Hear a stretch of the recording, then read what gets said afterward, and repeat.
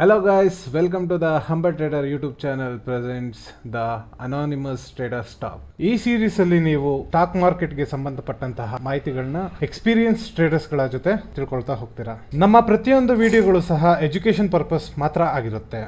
Operators ಹೆಂಗ್ trap ಮಾಡ್ತಾರೆ ಅನ್ನೋದನ್ನ ಏನೇನೋ ಹೇಳ್ತಾನಲ್ಲ ಇವನು ಅಂತ ಅನ್ಕೋಬಹುದು. ಆಕ್ಚುಲಿ ಏನಾಗುತ್ತೆ ಗೊತ್ತಾ ಸರ್, ಈ ಸತ್ಯ ಕೇಳಿರಲ್ವಲ್ಲ, ಸತ್ಯ ಕೇಳಿದಾಗ ಒಂಥರ ಆಕ್ಚುಲಿ ಏನಾಗಿರುತ್ತೆ ಅಂದ್ರೆ ಹಿಂಗೇ ಮೂವ್ ಆಗುತ್ತೆ, ಮೇಲೆ ಹೋಗುತ್ತೆ, ಕೆಳಗೆ ಬರುತ್ತೆ, ಆಮೇಲೆ ಈ ಸ್ಟ್ರಾಟಜಿಗಳಿಂದ ಬಿದ್ದಿರ್ತಾರೆ ಎಲ್ಲ ಆಗಲ್ಲ. ಹಿಂದೆ ಬಿದ್ದಾಗ ಆಕ್ಚುಲ್ ಸತ್ಯ ಏನು ಅಂತ ಕೇಳಿದಾಗ ಇಷ್ಟ ಆಗಲ್ಲ. ಈಗ ಯಾವ್ದೋ ಹುಡ್ಗ ಹತ್ರ ಹೋಗ್ಬಿಟ್ಟು ನಿಮ್ ಹುಡ್ಗಿ ಸರಿ ಇಲ್ಲ ಅಂದಂಗ ಆಗುತ್ತೆ. ಈ ಸಣ್ಣ ವಯಸ್ಸಿಂದ ಎ ಅಂದ್ರೆ ಹಿಂಗ್ ಬರಿಬೇಕು ಅಂತ ಹೇಳ್ಕೊಟ್ಟಿದ್ರು, ಸೊ ಹಂಗೆ ಅಂತ ಕಲ್ತಿದೀವಿ. ಪ್ರಪಂಚಕ್ಕೆಲ್ಲ ಸತ್ಯ ಎ ಅನ್ನೋದು. ಒಂಚೂರ್ ಎ ಹಿಂಗ್ ಬರ್ದ್ಬಿಟ್ರೆ ಅದು ತಪ್ಪು. ಹೌದೌದು, ನಾನು ಹೇಳ್ತಾ ಇರೋದು ಎ ಹಿಂಗೂ ಇರುತ್ತೆ ಕಣ್ರ ಮರೆಯ. ಕನ್ನಡದಲ್ಲೂ ಎ ಅಂದ್ರೆ ಹಿಂಗ್ ಹೇಳ್ಬೋದು ಅಂತ ನಾನು ಹೇಳ್ತಾ ಇರೋದು ಅಷ್ಟೇನೆ. ಹಾ ಸರ್, ಇವಾಗಿನ ಇದೇನು ಗೊತ್ತಾ ಟಾಪಿಕ್?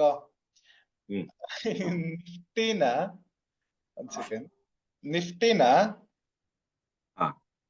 ಲಾಟ್ ಸೈಜ್ ಯಾಕೆ ಕಮ್ಮಿ ಮಾಡ 50ಕ್ಕೆ ಬಂತು, ಬ್ಯಾಂಕ್ ನಿಫ್ಟಿ ಯಾಕೆ 15ಕ್ಕೆ ಬಂತು?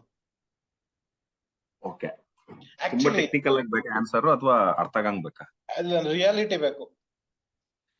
ಏನಂದ್ರೆ ಫ್ಯೂಚರ್ ಕಾಂಟ್ರಾಕ್ಟ್ ಗಳು ಇದಾವಲ್ಲ, ಆಪ್ಷನ್ಸ್ ಅದಕ್ಕೂ ಜಾಸ್ತಿ ತಾಳೆ ಹಾಕಿ ನೋಡಲ್ಲ. ಫ್ಯೂಚರ್ ಕಾಂಟ್ರಾಕ್ಟ್ಸ್ ಏನಿದಾವೆ, ಈ ರಿಸ್ಕ್ ಮಿಟಿಗೇಷನ್ ಅಂತ ಒಂದು ಓವರ್ ಆಲ್ ಒಂದು ಪಿಕ್ಚರ್ ಇದೆ. ಈಗ ನಿಮಗೆ ಒಂದು ಮಾರ್ಜಿನ್ ಕೊಡ್ತಾರೆ. ಈಗ ಮಾರ್ಜಿನ್ ಏನು ಅಂತಂದ್ರೆ ಡಿಫ್ರೆಂಟ್ ಟೈಪ್ ಆಫ್ ಮಾರ್ಜಿನ್ಸ್. ಏನೇನ್ ಕೊಡ್ತಾರೆ, ನೀವು ಏನಕ್ಕೆ ಮಾರ್ಜಿನ್ ಇನ್ ಡೆರಿವೇಟಿವ್ಸ್, ಎಕ್ಸ್ಪೋಜರ್, ಸ್ಪ್ಯಾನ್ ಮಾರ್ಜಿನ್, ಆಮೇಲೆ ವಿಕ್ಸ್ ಹೆಂಗಿರುತ್ತೆ ಅದ್ರ ಬೇಸಿಸ್ ಮೇಲೆ ನಿಮಗೆ ಎಷ್ಟು ಪ್ರೀಮಿಯಂ, ಎಷ್ಟು ಇದು ಕೊಡ್ಬೇಕು, ಮಾರ್ಜಿನ್ ಎಷ್ಟು ಕೊಡ್ಬೇಕು ಅನ್ನೋದ್ರ ಮೇಲೆ ಇರುತ್ತೆ ಕ್ಯಾಲ್ಕುಲೇಷನ್. ತುಂಬಾ ಸ್ಪೆಸಿಫಿಕ್ ಆಗಿ ಹೋಗೋದು ಬುದ್ಧಿವಂತಿಕೆ ಅಲ್ಲ. ನಾನು ಹಂಗೆ ಸಿಂಪಲ್ ಆಗಿ ಹೇಳ್ತೀನಿ. ಈಗ ನಿಫ್ಟಿ ಎಷ್ಟರಲ್ಲಿ ಕ್ಲೋಸ್ ಆಗಿದೆ ಹೇಳಿ? 356. ಹೆಂಗ್ ಲಾಟ್ ಸೈಜ್ ಅಂತ ಆಮೇಲೆ ಹೇಳ್ತೀನಿ. ಈಗ ಉದಾಹರಣೆಗೆ 22,356. ನೀವು ಎಷ್ಟು ಕ್ವಾಂಟಿಟಿ ನಿಫ್ಟಿ ತಗೊಳ್ಳೋದು ಒಂದ್ ಲಾಟ್ ಫ್ಯೂಚರ್ ಕಾಂಟ್ರಾಕ್ಟ್ ಬೈ ಮಾಡಿದ್ರೆ? ಒಂದೇ 50. ಇದ್ರ ವ್ಯಾಲ್ಯೂ ಏನಾಯ್ತು? ಯಾವ್ದ್ರದ್ದು ಸರ್? 22,358 50. 11,17,800 ರೂಪಾಯಿ ಆಯ್ತು. Divided by 5. 2,23,000 ಆಗ್ಬೇಕಿತ್ತಲ್ಲ. ಹೌದು, ಯಾಕೆ ಆಯ್ತು? ಏನು ಕಮ್ಮಿ ಆಯ್ತು? ನಮ್ಗೆ ಹೇಳ್ಕೊಟ್ಟಿರೋದಂಗೆ.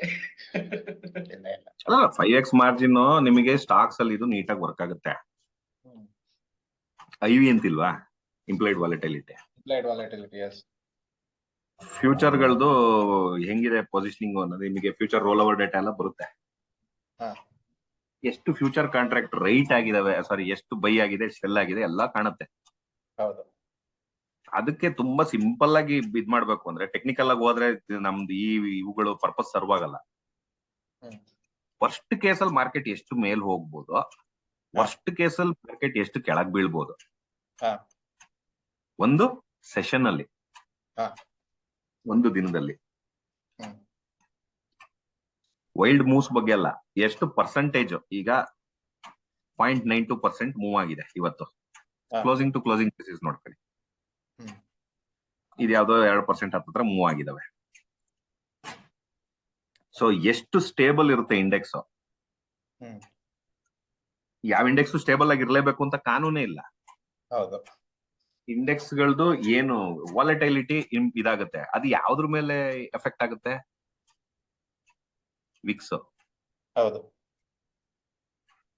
ವಿಕ್ಸ್ ತುಂಬಾ ಜಾಸ್ತಿ ಹೋಗಿತ್ತು. ಇಂಡಿಯಾ ವಿಕ್ಸ್ 80 ಹೋಗಿತ್ತು. ಯಾವಾಗ ಕೋವಿಡ್ ಅಲ್ಲಿ ಕ್ರಾಶ್ ಆಗ್ತಿತ್ತಲ್ಲ, ಹೌದು, ಕ್ರಾಶ್ ಹೋದಾಗ ಈಗ ಒನ್ ಡೇಗೆ ಹೋಗಿ ಇಲ್ಲಿ ಈ ಪೀರಿಯಡ್ ಅಲ್ಲಿ 80 ದಾಟ್ಬಿಟ್ಟಿತ್ತು. ಇದು ಜಾಸ್ತಿ ಆದಾಗ ಇದಿಷ್ಟು ಸ್ಪೈಕ್ ಆಗ್ತಾ ಹೋದಂಗೆ ಆಪ್ಷನ್ ಇನ್ ಪ್ರೀಮಿಯಮು ಜಾಸ್ತಿ ಆಗ್ತಾ ಹೋಗುತ್ತೆ. ಜೊತೆಗೆ ಇದ್ರದ್ದು ಫ್ಯೂಚರ್ದು ಮಾರ್ಜಿನ್ ಕಮ್ಮಿ ಮಾಡ್ತಾ ಹೋಗ್ತಾರೆ. ವೈಲ್ಡ್ ಮೂವ್ಸ್ ಬರ್ಬೋದು ನಿಮಗೆ. ಉದಾಹರಣೆಗೆ ಈಗ ನೀವು ಒಂದ್ ಕಾಂಟ್ರಾಕ್ಟ್ ನಿಫ್ಟಿ ಬೈ ಮಾಡಿದ್ರಿ, ಎಷ್ಟು ನೀವು 1,10,000 ಏನೋ ಕೊಡ್ತೀರಾ ಈಗ. ಹಾ.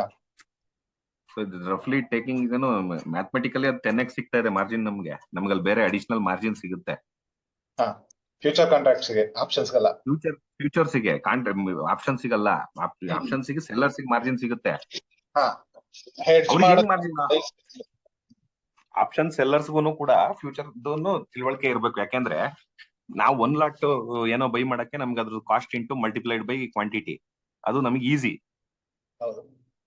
ಆಪ್ಷನ್ ಸೆಲ್ಲರ್ಸ್ ಹಂಗಲ್ಲ. ಆಪ್ಷನ್ ಸೆಲ್ಲರ್ಸ್ ಗೆ ಒಂದು ಫ್ಯೂಚರ್ ಲಾಟ್ ನ ಬೈ ಮಾಡಕ್ಕೆ ಅಥವಾ ಸೆಲ್ ಮಾಡಕ್ಕೆ ಏನ್ ಮಾರ್ಜಿನ್ ಬೇಕು ಅದನ್ನ ಕಲೆಕ್ಟ್ ಮಾಡ್ತಾರೆ. ಹೌದು. ಸೊ ಸೆಂಟರ್ ಇನ್ನೊಂದು ಕ್ವೆಶ್ಚನ್, ಆಪ್ಷನ್ಸ್ ಪ್ರೈಸ್ ಡಿರೈವ್ ಆಗೋದು ಫ್ಯೂಚರ್ ಪ್ರೈಸ್ ಇಂದ, ಕರೆಕ್ಟ್ ತಾನೆ? ಇದು ಸ್ಪೆಸಿಫಿಕ್ ಆಗಿ ಹಿಂಗೆ ಅಂತ ಹೇಳಕ್ ಆಗಲ್ಲ. ಥಿಯರಿಟಿಕಲಿ ಹೌದು. ಈಗ ಥಿಯರಿಟಿಕಲಿ ಹೌದು. ಅದು ಹೆಂಗೆ ಅಂತಂದ್ರೆ ನಿಮ್ಗೆ ಉದಾಹರಣೆ ಒಂದು ಸಿಂಪಲ್ ಎಕ್ಸಾಂಪಲ್ ಹೇಳ್ತೀನಿ. ಒಂದು ಊರಿದೆ, ಅದು ಒಂದು ಟೆರಿಟರಿ ಇದೆ ಅಂತ ಅನ್ಕೊಳ್ಳಿ.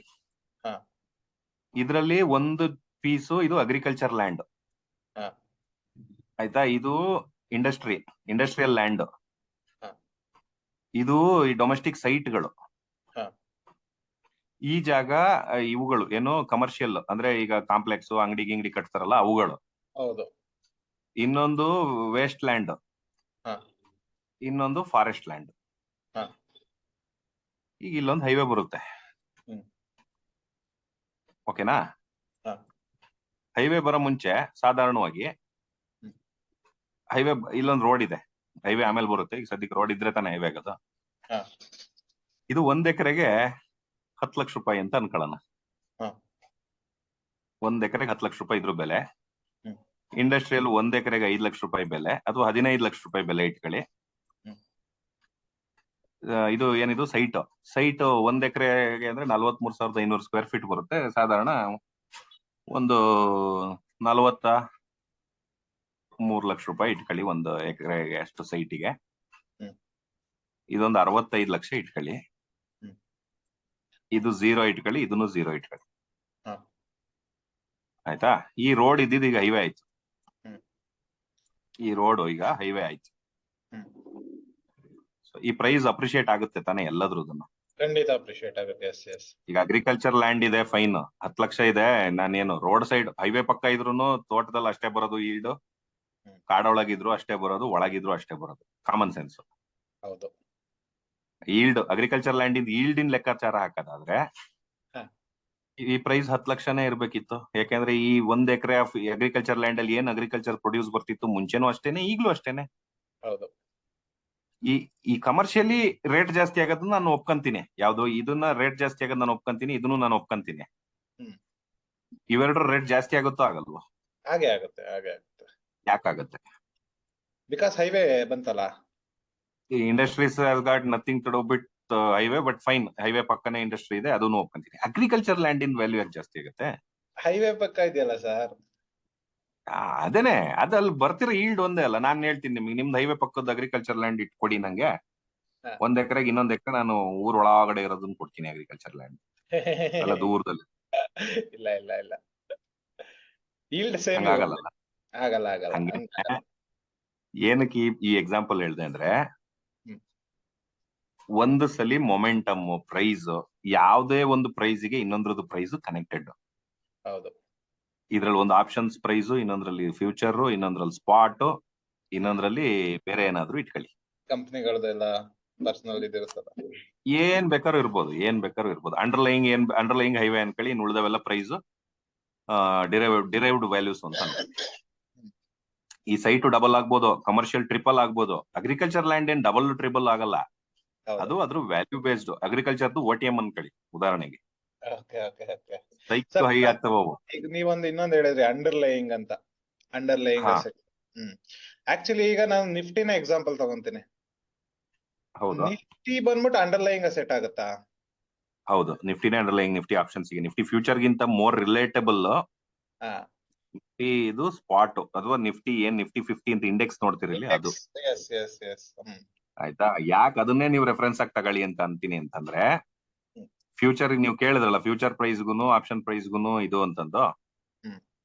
ನೀವ್ ಹೇಳದ್ ಕರೆಕ್ಟ್. ಫ್ಯೂಚರ್ ಪ್ರೈಸ್ಗುನು ಆಪ್ಷನ್ ಪ್ರೈಸ್ಗುನು ಇದಾಗುತ್ತೆ, ರಿಲೇಷನ್ ಇದೆ. ಏನಕ್ಕೆ ಆ ಅಂದ್ರೆ ರಿಲೇಷನ್ ಬರೋದೇ ಇಂಡೆಕ್ಸ್ ಇಂದ ಬರೋದು. ಏನಕ್ಕೆ ನಾನು ಇದನ್ನ ಕೇಳಿದೆ ಅಂದ್ರೆ, ತುಂಬಾ ಜನ ಆಪ್ಷನ್ಸ್ ನ ಟ್ರೇಡ್ ಮಾಡುವಾಗ ಫ್ಯೂಚರ್ ಚಾರ್ಟ್ ನಾವು ಹಾಕೊಂಡ್ ಕೂತಿರ್ತಾರೆ. ಸೊ ಫಸ್ಟ್ ವಾಲ್ಯೂಮ್ ಇತ್ತು, ಈಗ್ಲೂ ಸಹ ಫ್ಯೂಚರ್ ಚಾರ್ಟೇ ಬೇಕಾ ಇಲ್ಲ ಇಂಡೆಕ್ಸ್ ಚಾರ್ಟ್ ಸಾಕಾ? ನನ್ನ ಕೇಳಿದ್ರೆ ಇಂಡೆಕ್ಸ್ ಏನೇ better. Better, yes. Options trade ಯಾಕೆಂದ್ರೆ ಮುಂಚೆ ಫ್ಯೂಚರ್ ವಾಲ್ಯೂಮ್ ಇರ್ತಿತ್ತು. ಹ್ಮ್. ಈ ಉದಾಹರಣೆಗಪ್ಪ, ನಿಮ್ಗೆ ಇಲ್ಲಿಂದ ಪ್ರೈಸಿಂಗ್ ಬಂತ, ರಿಟ್ರೇಸ್ಮೆಂಟ್ ತಗಂತ ಅಥವಾ ರಿವರ್ಸಲ್ ಅನ್ನೋದು ಗೊತ್ತಿಲ್ಲ ಈ ಕ್ಯಾಂಡ್ಲ್ ಫಾರ್ಮ್ ಆಗೋ ಟೈಮಲ್ಲಿ. ಹೌದು. ಯಾವ್ದು ಈ ಕ್ಯಾಂಡ್ಲ್ ಫಾರ್ಮ್ ಆಗ, ಈ ರೆಡ್ ಕ್ಯಾಂಡ್ಲ್ ಫಾರ್ಮ್ ಆಗೋ ಟೈಮಲ್ಲಿ ರಿಟ್ರೇಸ್ಮೆಂಟ್ ರಿವರ್ಸಲ್ ನಮ್ಮಿಬ್ರಿಗೂ ಗೊತ್ತಿಲ್ಲ. ಹೌದು. ಇಲ್ಲೊಂದ್ ಗ್ರೀನ್ ಕ್ಯಾಂಡ್ಲ್ ಫಾರ್ಮ್ ಆಗಕ್ ಸ್ಟಾರ್ಟ್ ಆಯ್ತು. ಅವಾಗ ನಮ್ಗೊಂದು ವಾಲ್ಯೂಮ್ ಬಂತು, ಏನೋ ಅಪ್ವರ್ಡ್ ವಾಲ್ಯೂಮ್ ಬರ್ತಾ ಇದೆ ಅಂದ್ರೆ, ಗ್ರೀನ್ ವಾಲ್ಯೂಮ್, ಬೈಯಿಂಗ್ ವಾಲ್ಯೂಮ್ ಬರ್ತಾ ಇದೆ ಅಂತ ಗೊತ್ತಾಗುತ್ತೆ. ಹ್ಮ್. ಇಂಡೆಕ್ಸ್ ವಾಲ್ಯೂಮ್ ಬರಲ್ಲ. ಹ್ಮ್. ಫ್ಯೂಚರ್ ಚಾರ್ಟ್ ಅಲ್ಲಿ ವಾಲ್ಯೂಮ್ ಸಿಗುತ್ತೆ, ಅಂದ್ರೆ ಫ್ಯೂಚರ್ ಬೈಯಿಂಗ್ ಆಗ್ತಾ ಇದೆ ಅಂತ ಕಾಣುತ್ತೆ. ಹಾ. ಆ ಕಾರಣಕ್ಕೆ ನಾವು ಫ್ಯೂಚರ್ ನ ಯೂಸ್ ಮಾಡ್ತೀವಿ. ತುಂಬಾ ಜನರಲ್ ಆನ್ಸರ್ ನಾನು ಹೇಳ್ತಿರೋದು, ನಾನು ತುಂಬಾ ಡೀಪ್ ಆಗಿ ಹೋಗಲ್ಲ. ಹಾ. ನಿಮಗೆ ವಾಲ್ಯೂಮ್ ರೆಫರೆನ್ಸ್ ಸಿಗ್ಬೇಕು ಅಂತಂದ್ರೆ ಫ್ಯೂಚರ್ ನೋಡ್ಬೇಕು. ಬಟ್ ಅದು ಯಾವಾಗ ಚೆನ್ನಾಗಿ, ಫ್ಯೂಚರ್ನು ಸಫಿಶಿಯಂಟ್ ಆಗಿ ಜನ ಟ್ರೇಡ್ ಮಾಡುವಾಗ ಅದು ಸರಿ. ಹೌದು. ಈಗ ಫ್ಯೂಚರ್ ಟ್ರೇಡಿಂಗೇ ಇಲ್ಲ. ಫ್ಯೂಚರ್ ಟ್ರೇಡಿಂಗ್ ರಿಟೇಲರ್ಸ್ ಯಾರು ಮಾಡ್ತಾ ಇಲ್ಲ ಅಷ್ಟೊಂದು ಮಾರ್ಜಿನ್ ಕೊಡಕ್ ಆಗಲ್ಲ. ಹೌದು. ಅದ್ರ ಬದಲು ಸೇಫ್ ಅನ್ಸೋದೇನೆ ಆಪ್ಷನ್ ಸೆಲ್ಲಿಂಗ್. ನೀವು ಅಷ್ಟು ಮಾರ್ಜಿನ್ ಕೊಡೋಷ್ಟು ಕೆಪಾಸಿಟಿ ಇದೆ ನಿಮ್ಗೆ ಅಂದ್ರೆ, ಅಷ್ಟೇ ಮಾರ್ಜಿನ್ ಆಪ್ಷನ್ ಸೆಲ್ಲಿಂಗ್ ಮಾಡ್ಬೋದು, ಅದಕ್ಕಿಂತ ಕಮ್ಮಿ ಮಾರ್ಜಿನ್ ಅಲ್ಲಿ ಮಾಡ್ಬೋದು. ಹೌದು. ಈಗ ಮುಂಚೆ ಆಪ್ಷನ್ಸ್ ಏನಕ್ಕೆ ಯೂಸ್ ಮಾಡ್ತಿದ್ರು? ಫ್ಯೂಚರ್ ಟ್ರೇಡರ್ಸ್ ಫ್ಯೂಚರ್ ಟ್ರೇಡ್ ಮಾಡೋರು ಏನಕ್ಕೆ ಆಪ್ಷನ್ಸ್ ಯೂಸ್ ಮಾಡೋರು ಅಂದ್ರೆ, ಈಗ ಫ್ಯೂಚರ್ ಬೈ ಮಾಡಿ ಜೊತೆ ಪುಟ್ನು ಬೈ ಮಾಡಿದ್ರೆ ಮಾರ್ಜಿನ್ ಕಮ್ಮಿ ಆಗುತ್ತೆ. ಈಗ್ಲೂ ಆಗುತ್ತೆ, ಟ್ರೈ ಮಾಡಿ ನೋಡಿ. ಅದು ಹೌದು. ಹೌದು, ಹೆಡ್ಜಿಂಗ್ ಅದೇ ತರ ಮಾಡ್ತಾ ಇರೋದಲ್ವಾ ಈಗೆಲ್ಲ. ಅದೇ hedging. You are buying insurance ಅಷ್ಟೇನೆ. ಹಾ. ಒಂದ್ 35 ಸಾವಿರ ರೂಪಾಯಿ ಒಂದ್ ಲಾಟ್ ಫ್ಯೂಚರ್ ಬೈ ಮಾಡಬಹುದು, ಇಲ್ಲ ಸೆಲ್ ಮಾಡಬಹುದು. ಇನ್ನೊಂದು ಆಪ್ಷನ್ ಅದಕ್ಕೆ ಕರೆಸ್ಪಾಂಡಿಂಗ್ ಇದನ್ನ ತಗೋಬೇಕು. ಹೌದು. 1,20,000 ಕನ್ಸ್ಯೂಮ್ ಆಗುತ್ತೆ ಫಸ್ಟ್, ಆಮೇಲೆ ಒಂದು ಅದಕ್ಕೆ ಕೌಂಟರ್ ಇನ್ಸ್ಟ್ರೂಮೆಂಟ್ ಅಂದ್ರೆ, ನೀವು ಮೇಲ್ಗಡೆ ಫ್ಯೂಚರ್ ಬೈ ಮಾಡಿದ್ರೆ ಪುಟ್ ಬೈ ಮಾಡಿ, ಫ್ಯೂಚರ್ ಸೆಲ್ ಮಾಡಿದ್ರೆ ಕಾಲ್ ಬೈ ಮಾಡಿ. Just like straddle, strangle, iron corridor ಇದಾವಲ್ಲ. ಅಲ್ಲ, ಅದು ಆಪ್ಷನ್ಸ್ ಅವ್ರಿಗೆ ಮಾತ್ರ. ಆಪ್ಷನ್ಸ್ ಗೆ ನಾನು ಮಾತಾಡ್ತಾ ಇರೋದು ಸರ್. ನಾನು ಹೇಳ್ತಿರೋ ಫ್ಯೂಚರ್ ಕಾಂಟ್ರಾಕ್ಟ್ ಜೊತೆಗೆ ನೀವು ಒಂದು ನಿಫ್ಟಿ ಫ್ಯೂಚರ್ ಪ್ಲಸ್ ನಿಫ್ಟಿದು ಪುಟ್, ನಿಫ್ಟಿ ಫ್ಯೂಚರ್ ಬೈ ಮಾಡ್ತಿದ್ರೆ ಪುಟ್ನು ಬೈ ಮಾಡ್ತಾ ಇದೀರಾ. ಫ್ಯೂಚರ್ ಲಾಸ್ ಆಗಕ್ಕೆ ಸ್ಟಾರ್ಟ್ ಆದ್ರೆ ಆ ಪುಟ್ ಪ್ರಾಫಿಟ್ ಕೊಡುತ್ತೆ. ಹೌದು. So you are not expose to risk. ಆಮೇಲೆ ಲಾಟ್ ಸೈಜ್ ಬಗ್ಗೆ ಕೇಳಿದ್ರಲ್ಲ, ಲಾಟ್ ಸೈಜ್ ಅನ್ನೋದನ್ನ ಏನಕ್ಕೆ ಇಷ್ಟೆಲ್ಲ ನಾನು ಲಾಟ್ ಸೈಜ್ ಗಿಂತ ಮುಂಚೆ ಹೇಳಿದೆ ಅಂದ್ರೆ, ಈಗ ನಿಮ್ದೊಂದು ರಿಸ್ಕ್ ಎಕ್ಸ್ಪೋಜರ್ ಇರುತ್ತೆ. ಈಗ ನೀವು ಮನ್ಸ ಇಚ್ಛೆ ನೀವು ಇದ್ ಮಾಡಿ, ಫಿಸಿಕಲ್ ಡೆಲಿವರಿ ಇರುತ್ತೆ first options. Any derivative contract will be physically settled on its expiry. ಇದು ಕಾನೂನು, ಥಿಯರಿ ಇರೋದಿದು. ಅಂದ್ರೆ ತುಂಬಾ ಸಿಂಪಲ್ ಆಗಿ ಹೇಳ್ಬೇಕು ಅಂದ್ರೆ, ಈಗ ನೀವು ಕಾಲ್ ಆಪ್ಷನ್ ಅನ್ನ ಬೈ ಮಾಡ್ತಾ ಇದ್ದೀರಾ ಅಂತ ಅಂದ್ರೆ, ಎಟ್ ಎನಿ ಸ್ಟ್ರೈಕ್, ಯಾವ್ದೋ ಸ್ಟ್ರೈಕ್ ಅನ್ಕೊಳ್ಳಿ, see at some strike, XXX strike ಅಲ್ಲಿ ನೀವು ತಗಂತ ಇದ್ದೀರಿ ಅಂತಂದ್ರೆ, ಅಲ್ಲೊಬ್ರು XXX ಅಲ್ಲಿ ಮಾರಿರ್ತಾರೆ. ನೀವೊಂದು ಅಗ್ರಿಮೆಂಟ್ ಒಳಗೆ ಎಂಟರ್ ಆಗ್ತಾ ಇದ್ದೀರಾ. ಏನಂತ, ನಾನು ಎಕ್ಸ್ಪೈರಿ ದಿನ ನಿಫ್ಟಿನ ಅಥವಾ ನಿಫ್ಟಿದೇ ಆಪ್ಷನ್ಸ್ ಅಂದ್ರೆ, ನಿಫ್ಟಿನ ಇಷ್ಟು ರೂಪಾಯಿ, ಎಷ್ಟು ರೂಪಾಯಿ ಈ ಸ್ಟ್ರೈಕ್, ಈ ಸ್ಟ್ರೈಕಿನಷ್ಟು ಬೆಲೆಗೆ ನಾನು ಇದನ್ನ ಕೊಂಡುಕೊಳ್ಳಲು ಸಿದ್ಧ ಅಂತ. ಅದೇ ಅಗ್ರಿಮೆಂಟ್ ಎಂಟರ್ ಆಗೋದು. ಈ ಆಪ್ಷನ್ ಬೈಯಿಂಗ್ ಅಂದ್ರೆ ಏನೋ ಸುಮ್ನೆ ಏನೋ ಹೋಗಿ ಮಿಠಾಯಿ ತಗೊಂಡಂಗಲ್ಲ, ಅದು ಒಂದು ಕಾಂಟ್ರಾಕ್ಟ್. ನೀವು ಇನ್ನೊಬ್ಬನ ಜೊತೆ ಕಾಂಟ್ರಾಕ್ಟ್, ಅದ್ ಯಾರು ಹೇಳಿ, ಅವನೇ ಆಪ್ಷನ್ ಸೆಲ್ಲರ್ ಕಾಂಟ್ರಾಕ್ಟ್. ಅವನು he is obligated to sell Nifty at that price. ಅರ್ಥ ಆಯ್ತಾ ನಿಮ್ಗೆ? ಸೊ ಈ ಆಬ್ಲಿಗೇಷನ್ ಇರುತ್ತೆ ಮಧ್ಯದಲ್ಲಿ. ಪುಟ್ಗೂ ಅಷ್ಟೇನೆ, ಪುಟ್ಟಲ್ಲಿ ಪುಟ್ ನೀವು ಬೈ ಮಾಡಿದ್ರೆ you are obligated to sell Nifty at that price. ಯಾವ price? Strike price. Yes. General ಆಗಿ ಫಿಸಿಕಲ್ ಸೆಟಲ್ಮೆಂಟ್ ಗೆ ಒಂದು ಲಾಟಿಗೆ ಸಾಧಾರಣ ಅಂದ್ರೆ ಒಂದು 6.5-7 ಲಕ್ಷದ ತನಕ ಅಥವಾ ಒಂದು 10 ಲಕ್ಷದ ತನಕ ಮ್ಯಾಕ್ಸ್ ಟು ಮ್ಯಾಕ್ಸ್ ನಿಮಗೆ ಫಿಸಿಕಲ್ ಸೆಟಲ್ಮೆಂಟ್ ಇಂದು ಇದಾಗ್ಲಿ ಅಂತಂದು ನಿಮಗೆ ಲಾಟ್ ಸೈಜ್ ನ ಡಿಫೈನ್ ಮಾಡ್ತಾರೆ. 10 ಲಕ್ಷದ ತನಕ ಅಂತ ಸ್ಪೆಸಿಫಿಕ್ ನಂಬರ್ ಇಲ್ಲ. ಅರೌಂಡ್ 10 ಲಕ್ಷ ಅನ್ಕೊಳ್ಳಿ, ಅರೌಂಡ್ 10 lakhs ಅಂದ್ರೆ ನೀವು ಒಂದು ಲಾಟಿನ ಆಪ್ಷನ್ಸ್ ಅನ್ನ ಬೈ ಮಾಡಿ ಫಿಸಿಕಲ್ ಸೆಟಲ್ಮೆಂಟ್ ಗೆ ಹೋದ್ರಿ ಅಂದ್ರೆ, ನಿಮ್ಮ ಹತ್ರ ಕ್ಯಾಶ್ ಸೆಟಲ್ಮೆಂಟ್ ಅಂತ ತಗೋಬೇಕು ಅಂದ್ರೆ, ಇಂಡೆಕ್ಸ್ ಹಂಗ್ ಮಾಡಲ್ಲ. ಯಾಕಂದ್ರೆ ಇಂಡೆಕ್ಸ್ ಡೆಲಿವರಿ ಕೊಡಕ್ ಆಗಲ್ಲ. ಇನ್ನೊಬ್ಬ ಡೆಲಿವರಿ ಕೇಳ್ದ ಅನ್ಕೊಳ್ಳಿ, ಕೊಡಕ್ ಆಗಲ್ಲ. ಈಗ ಉದಾಹರಣೆಗೆ ರಿಲಯನ್ಸ್ ರಿಲಯನ್ಸ್ 3,000 ರೂಪಾಯಿ ಇದೆ. ಸಿಂಪಲ್ ಆಗಿ ಹೇಳ್ತೀನಿ ಲಾಟ್ ಸೈಜ್ ಯಾಕೆ ಡಿಫೈನ್ ಆಗುತ್ತೆ ಅಂತಂದ. 3,000 ರೂಪಾಯಿಲಿ ಇದ್ರದ್ದು ಲಾಟ್ ಸೈಜ್ 250 ಅಲ್ವಾ? 3,000 ಇಂಟು 250 ಅಂದ್ರೆ ಸಾಧಾರಣ 7,500,000 ರೂಪಾಯಿ. ಹಾ. ಹೌದಾ? ಹೌದು. 7,500,000 ರೂಪಾಯಿ ಬೇಕು 250 ಕ್ವಾಂಟಿಟಿನ ಬೈ ಮಾಡಕ್ಕೆ. ಹಾ. ನೀವು 3,000 ರೂಪಾಯಿದು ಪುಟ್ ಆಪ್ಷನ್ ಬೈ ಮಾಡಿದ್ರಿ ಅನ್ಕೊಳ್ಳಿ. ಹಾ. ಮಾರ್ಕೆಟ್ ಎಕ್ಸ್ಪೈರಿಗೆ ಬಿದೋಯ್ತು. ಎಲ್ಲಿಗೆ ಬಿತ್ತು? 2,900 ಬಿತ್ತು ಅನ್ಕೊಳ್ಳಿ. 100 ಅಂದ್ರೆ ರೂಪಾಯಿ. ರಿಲಯನ್ಸ್ ಬಿತ್ತು. ಹ್ಮ್. ನೀವು ಗ್ರೀನ್ ಅಲ್ಲಿ ಇರ್ತೀರಾ 2,900 ಅಂದ್ರೆ ನೀವು 100 ರೂಪಾಯಿ ಗ್ರೀನ್ ಅಲ್ಲಿ ಇರ್ತೀರಾ ಎಕ್ಸ್ಪೈರಿಗಿಂತ ಜಸ್ಟ್ ಮುಂಚೆ. ಹಾ. ಅಥವಾ ಗ್ರೀನ್ ಅಲ್ಲಿ ಇರ್ತೀರಾ ರೆಡ್ ಅಲ್ಲಿ ಇರ್ತೀರಾ ಅದ್ ನಂಗೆ ಗೊತ್ತಿಲ್ಲ. ಒಟ್ 100 ರೂಪಾಯಿ ಇರುತ್ತೆ ಆಪ್ಷನ್ ವ್ಯಾಲ್ಯೂ. ಹೌದು. ಅದು ಡಿಪೆಂಡ್ಸ್ ಆನ್ ವಾಟ್ ವ್ಯಾಲ್ಯೂ ಈ ಪರ್ಚೇಸಸ್. ಇವನು ಇದನ್ನ ಸ್ಕ್ವೇರ್ ಆಫ್ ಮಾಡೋದಿಲ್ಲ ಬಿಟ್ಟ ಹಂಗೆ. ಇವನ್ ಬಿಟ್ಟ ಅಂದ್ರೆ ಅರ್ಥ ಏನಾಗುತ್ತೆ? ಎಕ್ಸ್ಚೇಂಜ್ ಅರ್ಥ ಮಾಡ್ಕೊಳ್ಳೋದು ಒಂದೇ ವಿಚಾರ. ಹಾ. ಇವನು 3,000 ರೂಪಾಯಿಗೆ ನಿಫ್ಟಿ ರಿಲಯನ್ಸ್ 250 ಸ್ಟಾಕ್ ನ ಡೆಲಿವರಿ ಕೊಡಕ್ಕೆ ರೆಡಿ ಇದಾನೆ ಅಂತ ಅರ್ಥ. ಹಾ. ನೀವು ಎಕ್ಸ್ಪೈರಿ ಆದ್ಮೇಲೂ ಹೋಲ್ಡ್ ಮಾಡಿದ್ರೆ ಹೌದು. ಪುಟ್ ಆಪ್ಷನ್ ಅನ್ನ, ಅವಾಗ 3,000 ಸ್ಟಾಕ್ ಕೊಡ್ತೀನಿ ಇದೆಲ್ಲ ಗುರು ಕೊಡು ಅಂತ ಕೇಳ್ತಾರೆ. ಹೌದು. ನೀವು ಅವಾಗ 2,900 ರೂಪಾಯಿ ಇಂಟು 3,000 2,900 ಇಂಟು 250 ಕ್ವಾಂಟಿಟಿ ಹಾ. ನಿಫ್ಟಿ ತೆಕ್ಕೊಡ್ಬೇಕು. ಯಾರಿಗೆ? ಯಾರು ಪರ್ಚೇಸ್ ಸೆಲ್ಲರ್ಗೆ, ಎಸ್. ಫುಡ್ ಸೆಲ್ ಮಾಡಿದವನಿಗೆ. ಹ್ಮ್. ಅವನು ನಿಮಗೆ 3,000 ಇಂಟು 250 ಕೊಡ್ತಾನೆ. ಹಾ. ಎಸ್. ಅವಾಗ ನಿಮಗೆ 100 ರೂಪಾಯಿ ಲಾಭ ಹಂಗೂ ಆಯ್ತು. ಹಾ. ಇದು ನಿಮಗೆ ಆಪ್ಷನ್ಸ್ ಇಂದ ಕರೆಕ್ಟ್ ಆಗಿ ಇದಾಗ್ಬೇಕು ಅಂತಂದ್ರೆ ನೀವು ಕಮೋಡಿಟಿನಲ್ಲೂ ಕಾನೂನು ಸೇಮ್. ಫಿಸಿಕಲ್ ಡೆಲಿವರಿ ತಿಂಗಳಿಗೆ ಒಂದ್ಸಲಿ ಫಿಸಿಕಲ್ ಡೆಲಿವರಿ ಗೋಲ್ಡ್ ಆಗುತ್ತೆ. ಹಾ. 1 kg ಅದ್ರದ್ದು ಕಾಂಟ್ರಾಕ್ಟ್ ಸೈಜ್ ಗೋಲ್ಡ್ ಹ್ಮ್. ಅಹಮದಾಬಾದ್ ಅಲ್ಲಿ ಕೊಡ್ತಾರೆ. ಹ್ಮ್. ಹೋಗಿ ಇಸ್ಕೊಂಬರ್ಬೋದು ನೀವು ಬೇಕಾದ್ರೆ. ಅಂದ್ರೆ ಗೋಲ್ಡ್ ಆಪ್ಷನ್ ಕಾಲ್ ಆಪ್ಷನ್ ಆದ್ರೂ ಬೈ ಮಾಡಿ, ಫ್ಯೂಚರ್ ಕಾಂಟ್ರಾಕ್ಟ್ ಆದ್ರೂ ಬೈ ಮಾಡಿ ಇಟ್ಕೊಳ್ಳಿ. ಹಾ. ಎಕ್ಸ್ಪೈರ್ ಆಗಕ್ ಬಿಡಿ ಅದನ್ನ. ಅಂದ್ರೆ ಸ್ಕ್ವೇರ್ ಆಫ್ ಮಾಡುತ್ತೆ, ಎಕ್ಸ್ಪೈರ್ ಆಗಕ್ ಬಿಡಿ. ಹಾ. ಅದು ಇನ್ ದ ಮನಿ ಆಗಿರ್ಬೇಕು. ಮತ್ತೆ OTM ಆಪ್ಷನ್ಸ್ ನ ಡೆಲಿವರಿ ಕೊಡಲ್ಲ. ಓಕೆ. ಸೊ ಈ ಡೆಲಿವರಿ ಪ್ರಸ್ತಾಪ ಬಂದಾಗ ನೀವು 7,500,000 ರೂಪಾಯಿ ಕೊಡಕ್ಕೆ ಆಗತ್ತೆ ಅನ್ನೋದು ಎಕ್ಸ್ಚೇಂಜಿನ ನಂಬಿಕೆ. ಹಾ. ಅದೇ ಒಂದು ಪಕ್ಷ ರಿಲಯನ್ಸ್ ಇನ್ ಪ್ರೈಸ್ ನಾಳೆ ದಿನ ಹೋಗ್ತಾ ಹೋಗ್ತಾ ಹೋಗ್ತಾ 6,000 ಆಯ್ತು ಅನ್ಕೊಳ್ಳೋಣ. ಹಾ. ರಿಲಯನ್ಸ್ 6,000 ರೂಪಾಯಿ ಅರೌಂಡ್ ಟ್ರೇಡ್ ಮಾಡಕ್ ಸ್ಟಾರ್ಟ್ ಆಯ್ತು ಅಂತ. ಹಾ. ಅವಾಗ ಲಾಟ್ ಸೈಜ್ 250 ಇರಲ್ಲ, ಥಿಯರಿಟಿಕಲಿ ಅದು 125 ರೂಪಾಯಿಗೆ ಬರುತ್ತೆ. ಓಕೆ. 125. ಸಾರಿ 125 ಕ್ವಾಂಟಿಟಿಗೆ ಬರುತ್ತೆ. ಯಾಕೆ? ಪ್ರೈಸ್ ಜಾಸ್ತಿ ಆಯ್ತಲ್ಲ ಸರ್. 6,000 ಇಂಟು 125 ಅಂದ್ರೂ 7,500,000 ಲಕ್ಷ. ಸಾಧಾರಣ 10 ಲಕ್ಷದ ಒಳಗಡೆ ಇಡಕ್ ಪ್ರಯತ್ನ ಮಾಡಿ. ಓಕೆ. ಓಕೆ. Done done. ನೀವು ಈ ಸ್ಟ್ರೈಕ್ ಅಂತೀನಿ ನಿಫ್ಟಿದಾಗ್ಲಿ ಬ್ಯಾಂಕ್ ನಿಫ್ಟಿದಾಗ್ಲಿ ಲಾಟ್ ಸೈಜಸ್ ದಿನ ದಿನ ಕಮ್ಮಿ ಆಗೋದನ್ನ ನೋಡಿದ್ರಲ್ಲ, ಹಾ. ಅದಕ್ಕೆ ಕಾರಣ ಡೆಲಿವರಿನೂ ಹೌದು. ಎರಡನೇದು ಈ ಇವುಗಳು ಏನು ವ್ಯಾಲ್ಯೂ ಆಫ್ ದಿ ಕಾಂಟ್ರಾಕ್ಟ್ ಏನಿದೆಯಲ್ಲ ಅದು ಜಾಸ್ತಿನೂ ಆಗ್ಬಾರ್ದು ಫ್ಯೂಚರ್ ಕಾಂಟ್ರಾಕ್ಟ್. ಹಾ. ಸೊ ಅದು ಟ್ರೇಡಬಲ್ ವ್ಯಾಲ್ಯೂ ನಲ್ಲಿ ಇರ್ಬೇಕು. ಅಂದ್ರೆ ಒಂದು ಝೋನ್ ಇರುತ್ತೆ, ಅವ್ರದ್ದೊಂದು ಬ್ರಾಕೆಟ್ ಮಾಡ್ಕೊಂಡಿರ್ತಾರೆ. ಇಷ್ಟು ರೂಪಾಯಿಯಿಂದ ಇಷ್ಟು ರೂಪಾಯಿ. ಜನರಲ್ ಆಗಿ ಇಂಡೆಕ್ಸ್ ಗಳಿಗೆ ಒಂದು 85,000ದಿಂದ ಹ್ಮ್. 1,35,000 ರೂಪಾಯಿ ತನಕ ಒಂದು 50,000 ರೂಪಾಯಿ ಬ್ರಾಕೆಟ್ ಅಲ್ಲಿ 85,000ದಿಂದ 1,35,000 ರೂಪಾಯಿ ಒಂದು ಕಾಂಟ್ರಾಕ್ಟ್ ಗೆ ಆದ್ರೆ ಹ್ಮ್. ಟ್ರೇಡಿಂಗ್ ನಡೆಯುತ್ತೆ. ಒಂದು ಫ್ಯೂಚರ್ ಕಾಂಟ್ರಾಕ್ಟ್ ನೀವು 2 ಲಕ್ಷ ಕೊಡು ಅಂತ ಹೇಳಿದ್ರೆ ವಾಲ್ಯೂಮ್ ಕಮ್ಮಿ ಆಗುತ್ತೆ. ಹೌದು. ಸೊ ಈ ರೀಸನ್ ಗೆ ಇವುಗಳನ್ನ ಯಾವ್ದನ್ನ ಲಾಟ್ ಸೈಜಸ್ ನ ವೇರಿ ಮಾಡ್ತಾ ಹೋಗ್ತಾರೆ. Yes. ನೀವು ರ್ಯಾಂಡಮ್ ಆಗಿ ಅದನ್ನ ಯಾರಾದ್ರೂ ಟೆಸ್ಟ್ ಮಾಡ್ಬೇಕು ಅಂತಂದ್ರೆ ಹ್ಮ್. ಎಫ್ ಅಂಡ್ ಇರೋಂತ ಸ್ಟಾಕ್ಸ್ ಇಂದು ಲಾಟ್ ಸೈಜಸ್ ನ ಚೆಕ್ ಮಾಡಿ ಮಲ್ಟಿಪ್ಲೈಡ್ ಬೈ ದಿ ವ್ಯಾಲ್ಯೂ. ಅವತ್ತಿಂದ ಏನ್ ಕ್ಲೋಸಿಂಗ್ ವ್ಯಾಲ್ಯೂ ಅದನ್ನೇ ನೋಡ್ಲಿ. ಸಾಧಾರಣ ಅದೊಂದು 10 ಲಕ್ಷದ ಆಸ್ಪಾಸಲ್ಲಿ ಇರುತ್ತೆ. MRF ನೋಡ್ಬಿಟ್ಟು ಹೇಳ್ಬಿಡಿ ಆಮೇಲೆ 12 ಲಕ್ಷ ಇರ್ಬೇಕಿತ್ತು ನೀವು ಸುಳ್ಳು ಹೇಳ್ತೀವಿ. MRF 10 ಲಾಟ್ ಸೈಜ್ ಹಿಂಗೆ ಕೆಲವು ಹಿಂದೆ ಮುಂದೆ ಇರ್ತವೆ. ಆಯ್ತಾ? ಜನರಲ್ ಇದು ಲಾಟ್ ಸೈಜ್ ನ ಏನಕ್ಕೆ ಡಿಫೈನ್ ಮಾಡ್ತಾರೆ ಅನ್ನೋದಕ್ಕೆ ವಿಚಾರ ಹಂಗೆ. ಹ್ಮ್. ಸೊ ಇದು ಲಾಟ್ ಸೈಜ್ ಇಂದು ಇದು. ಬಟ್ ಇವನ್ನೆಲ್ಲವನ್ನೂ ಅರ್ಥ ಮಾಡ್ಕೊಳಕ್ಕೆ ಈ ಆಪ್ಷನ್ಸ್ ಅಂದ್ರೆ ಏನು ಅನ್ನೋದು, ಈಗ ಆಪ್ಷನ್ಸ್ ಟ್ರೇಡ್ ಮಾಡೋರಿಗೆ ಅದೊಂದು ಕಾಂಟ್ರಾಕ್ಟ್ ಗೆ ಎಂಟರ್ ಆಗ್ತಿದ್ದೀನಿ ಅನ್ನೋದು ಗೊತ್ತಿಲ್ಲ. ಫಿಸಿಕಲ್ ಡೆಲಿವರಿ ನರ್ಕ ತೋರಿಸ್ಬಿಡುತ್ತೆ ಸ್ಟಾಕ್ ಆಪ್ಷನ್ ಗಳಲ್ಲಿ. ಎಕ್ಸಿಟೇ ಸಿಗಲ್ಲ. ಹೌದು. ಎಕ್ಸಿಟೇ ಸಿಗಲ್ಲ.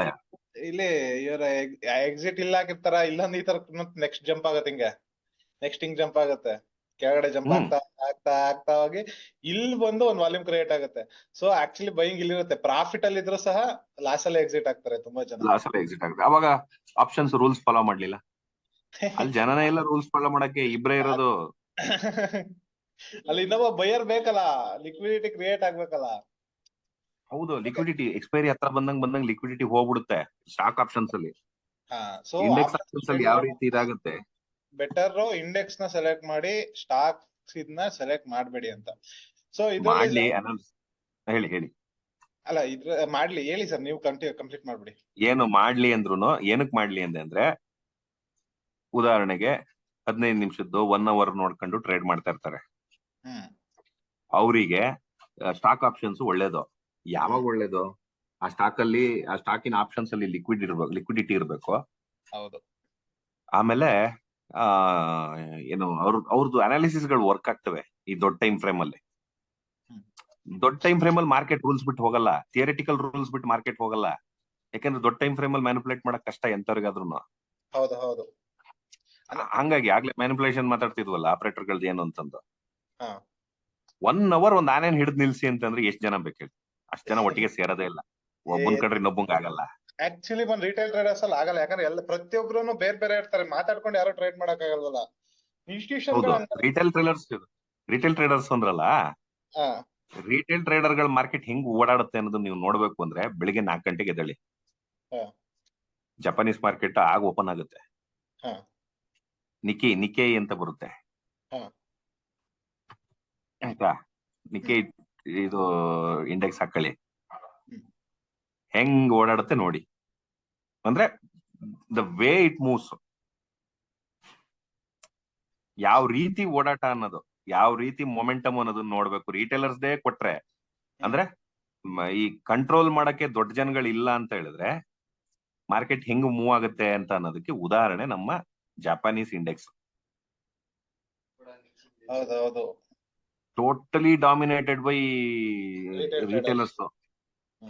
ಹಂಗಂತ ಅವ್ರು ದಡ್ರು ಅಂತ ನಾನು ಹೇಳ್ತಿಲ್ಲ. ಕ್ರೌಡ್ ಯಾವ ಕಡೆಗ್ ಬೇಕಾದ್ರೂ ಶಿಫ್ಟ್ ಆಗ್ಬಿಡುತ್ತೆ, ಏನೇನೋ ಮನ್ಸಲ್ಲಿ ಇಟ್ಕೊಂಡ್ ಬಂದಿರ್ತಾರೆ. ಈ ದೊಡ್ಡವ್ರು ಹಂಗಲ್ಲ, ಅವ್ರಿಗೊಂದು ಇದಿರುತ್ತೆ, ಏನೋ ಹೋಲ್ಡ್ ಇರುತ್ತೆ. Because of the money they have, ಅವರು ಒಂದು ಹೋಲ್ಡ್ ಇಟ್ಕೊಂತಾರೆ. ಮಾರ್ಕೆಟ್ ನ ಹಿಂಗೆ ಕರ್ಕೊಂಡು ಹೋಗ್ಬೇಕು ಅಂತ. ಯಾರು ಮುಳುಗಡೆ ಮಾಡ್ಬೇಕು ಅನ್ನೋದಲ್ಲ, ಅವ್ರದ್ ಲಾಭದ ಬಗ್ಗೆ ಮಾತ್ರ ಯೋಚನೆ ಮಾಡ್ತಾರೆ, ಇನ್ನೊಬ್ರದ್ ನಷ್ಟದ ಬಗ್ಗೆ ಅವ್ರು ಯೋಚನೆ ಮಾಡಲ್ಲ. ಸರಿ, ಈಗ ನನ್ ಪ್ರಕಾರ ಆಪರೇಟರ್ಸ್ ಹಂಗ್ ಮಾಡ್ತಾರೆ ಹಿಂಗ್ ಮಾಡ್ತಾರೆ ಅಂತ ಚಾಡಿ ಹೇಳೋದನ್ನ ಬಿಟ್ಟು, ನಾವೇನ್ ಆಪರೇಟರ್ಸ್ ಗಳಾಗ್ಲಿ ಬಿಗ್ ಫಿಶಸ್ ಇಲ್ದಲೇ ಇರೋ ಮಾರ್ಕೆಟ್ ಅಲ್ಲಿ ಲಿಕ್ವಿಡಿಟಿನೂ ಇರಲ್ಲ. ನಮ್ ದೇಶದ ಮಾರ್ಕೆಟಿಗಂತೂ ಆಪರೇಟರ್ ಗಳಾಗ್ಲಿ ಇವರು ಲಿಕ್ವಿಡಿಟಿ ಪಂಪ್ ಮಾಡಕ್ ಇನ್ಸ್ಟಿಟ್ಯೂಷನ್ಸ್ ಆಗ್ಲಿ ಬೇಕೇ ಬೇಕು ನನ್ನ ಕೇಳಿದ್ರೆ. ಅವ್ರಿಲ್ಲ ಅಂತ ಹೇಳಿದ್ರೆ ಮಾರ್ಕೆಟ್ ಇಷ್ಟ ಮಜಾ ಕೊಡಲ್ಲ. ಸರ್ ಈಗ ಗೊತ್ತಾ, ನಾವ್ ಇಷ್ಟವರೆಗೂ ಇದು ಮಿತ್ಸ್ ಬಗ್ಗೆ ಮಾತಾಡಿದ್ವಿ. ಲಾಸ್ಟ್ ವಿಡಿಯೋದಲ್ಲಿ dark truths of option trading ಆಯ್ತು, ಹೆಂಗ್ ಮ್ಯಾನಿಪುಲೇಟ್ ಮಾಡ್ತಾರೆ ಎಲ್ಲದನ್ನು ನಾವು ಜನರಿಗೆ ಹೆಂಗೆ ನಮ್ಮನ್ನ ಮ್ಯಾನಿಪುಲೇಟ್ ಮಾಡಿದ್ದಾರೆ, ಏನೇನ್ ತಪ್ಪುಗಳು ಅಂತ ಹೇಳಿದ್ವಿ. ಸೊ ಇವಾಗ ಆಕ್ಚುಯಲ್ ಆಗಿ ಒಬ್ಬ ರಿಟೇಲರ್ ಏನ್ ಮಾಡ್ಬೇಕು ಮಾರ್ಕೆಟ್ ಅಲ್ಲಿ? ರಿಟೇಲರ್ಗೆ ನನ್ ಸಿಂಪಲ್ ಅಡ್ವೈಸ್ ಏನು ಅಂದ್ರೆ, ಅವನು ಇನ್ನೊಬ್ರಿಂದ ಹೇಳಿ ಕಲ್ತ್ಕೊಳ್ಳೋದ್ರ ಬದಲು ಅವನು ನೋಡಿ ನೋಡಿ ಏನಾದ್ರು ಕಲೀಲಿ. ಮೋಡ ಈ ಶೇಪ್ ಅಲ್ಲಿ ಹಾಕಿದೆ, ಮೋಡ ಈ ಬಣ್ಣ ಹಾಕಿದೆ, ಅದೇ ಹಾಕಿದೆ, ಇದೇ ಹಾಕಿದೆ ಅನ್ನೋದು ಗೊತ್ತಾಗುತ್ತೆ. ಮೋಡದ ತರನೇ ಇವು ರ್ಯಾಂಡಮ್ ಪ್ಯಾಟರ್ನ್ಸ್ ಏನೆ. ಅವ್ನು ಏನಾದ್ರು ಒಂದು ಅವನೇ ಅನ್ವೇಷಣೆ ಮಾಡ್ಲಿ, ನಾನು ಹಿಂಗಿದ್ರೆ ಮಾತ್ರ ಟ್ರೇಡ್ ಮಾಡ್ತೀನಿ ಅಂತ. ರಿಟೇಲ್ ಟ್ರೇಡರ್ ಇನ್ನೂ ಸಿಂಪಲ್ ಆಗಿ ಹೇಳ್ಬೇಕಾ, ತುಂಬಾ ಆಳಕ್ ಹೋಗ್ಲಿಲ್ಲ ಅಂದ್ರು ನಾನ್ ಎಲ್ಲಿ ಟ್ರೇಡ್ ಮಾಡಬಾರ್ದು ಅನ್ನೋದನ್ನ ಕಲ್ತ್ಕೊಂಡ್ರೆ ಸಾಕು.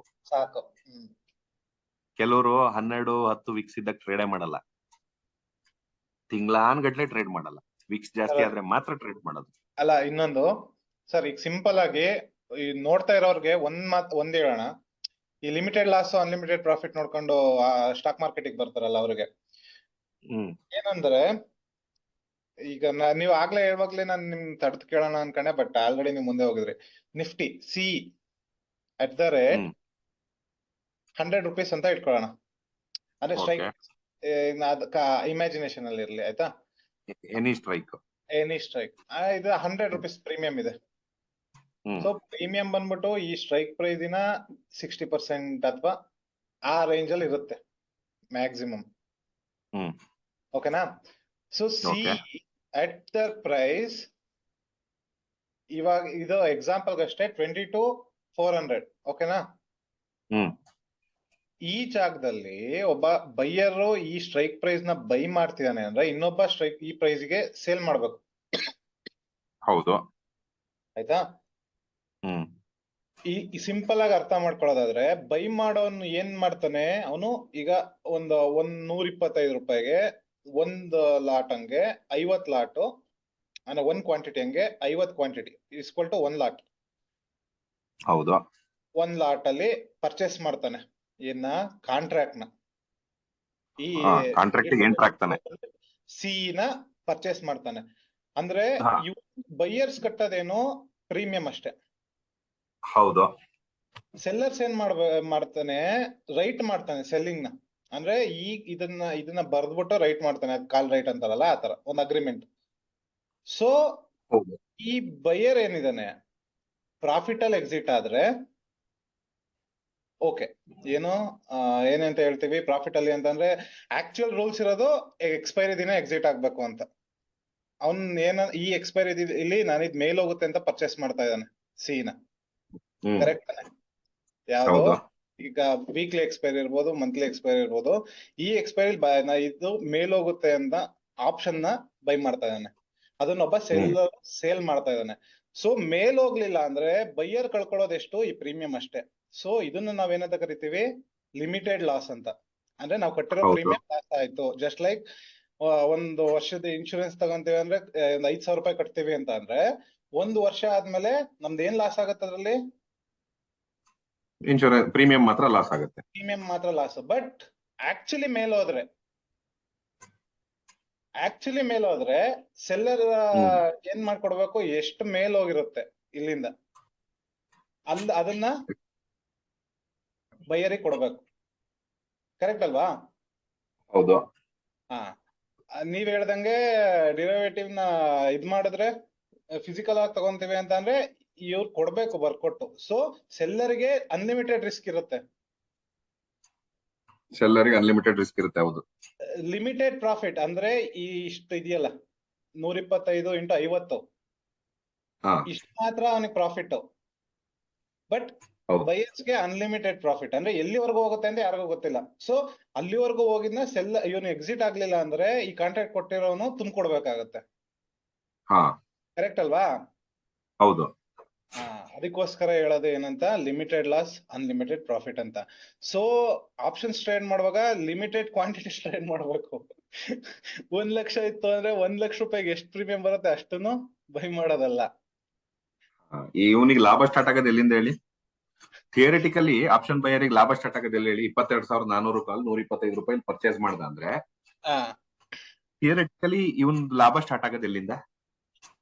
ಆಕ್ಚುಲಿ ಅವನು 125 ಮೇಲ್ ಹೋದಾಗ ಅದೇ 22,400 ಪ್ಲಸ್ 125 ಪ್ಲಸ್ 125 ಆಮೇಲೆ ಇನ್ನೊಂದ್ ಏನು ಗೊತ್ತಾ, ಬೈಯರ್ಸ್ ಗೆ ಪ್ರಾಬ್ಲಮ್ ಏನಂತಂದ್ರೆ 1 ವೀಕ್ ಬಿಡ್ಕೊಂತೀರಾ ಅಂದ್ರೆ ನಮ್ದು ತೀಟಾದು ಇದೆಯಲ್ಲ ಟೈಮ್ ಡಿಕೆ, ನೀವ್ ಇಲ್ಲಿ ಪರ್ಚೇಸ್ ಮಾಡ್ತೀರಾ ಫಸ್ಟ್ ಅನ್ಕೊಳ್ಳಿ, ಆ ಟೈಮ್ ಬಂದ್ಬಿಟ್ಟು ಕೆಳಗಡೆ ಹೋಗ್ತಾ ಹೋಗ್ತಾ ಹೋಗ್ತಾ ಇಲ್ಲಿ ಬಂದ್ ನಿಂತಿರುತ್ತೆ.